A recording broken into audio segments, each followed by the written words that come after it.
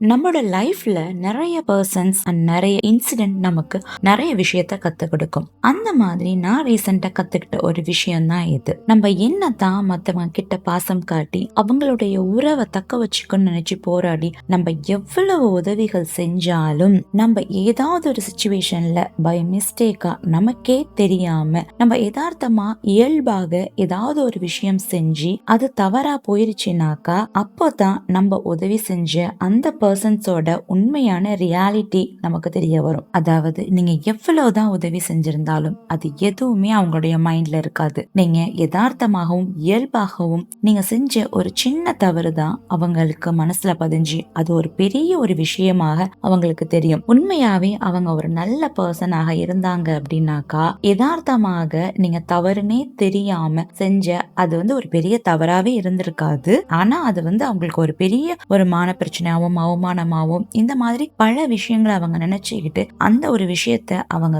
மிகைப்படுத்தி பேசுறாங்க. நீங்க செஞ்ச எல்லா நன்மையான விஷயங்களையுமே அப்படியே ஈஸியா உதறி தள்ளிட்டு அதை அவங்க மறந்துட்டு இதுக்கு மட்டும் முக்கியத்துவம் கொடுத்து பேசுறாங்க அப்படின்னாக்கா அந்த மாதிரியான ஒரு மிஸ்டேக் நடந்ததுக்கு நீங்க ரொம்பவுமே சந்தோஷப்படணும். அந்த ஒரு சின்ன மிஸ்டேக் உங்களுக்கே தெரியாம உங்களையும் மீறி நடந்திருக்குனாக்கா அந்த இடத்துல நம்ம ரொம்பவுமே வருத்தப்படுவோம். ஏன் இந்த மாதிரி நடந்துச்சு அப்படின்னு சொல்லிட்டு. நிச்சயமாக அந்த மாதிரி நடந்ததுனாலதான் உண்மையாகவே நீங்க இவ்வளவு நாள் நம்பிக்கிட்டு இருந்த ஒரு நபருடைய உண்மை முகம் அவங்களுடைய ரியல் ஃபேஸ் உங்களுக்கு தெரிய வந்திருக்கு. சோ எந்த ஒரு இன்சிடென்டா இருந்தாலும் ஏன் இப்படி நடந்துச்சு அப்படி நடந்துச்சு நம்ம அந்த நிமிஷம் புலம்புனாலும் நடந்ததுக்கு பின்னாடி ஏதோ ஒரு நல்ல காரணம் இருக்குங்கிறத நம்ம பின்னாடி உணருவோம். அதனாலதான் நம்ம எவ்வளவுதான் நல்லது செஞ்சாலும் ஒரு சின்ன ஒரு விஷயத்தை, அதாவது ஒரு மணியாக இருக்கட்டும் இல்ல ஒரு செயலாக இருக்கட்டும், நம்மள மாற்றமாக இறைவன் செய்ய வைக்கிறானாக்கா அதுல நிச்சயமாக ஒரு காரணம் இருக்குது. அந்த மாதிரி ஒரு விஷயம் நடந்த பின்புதான் நம்ம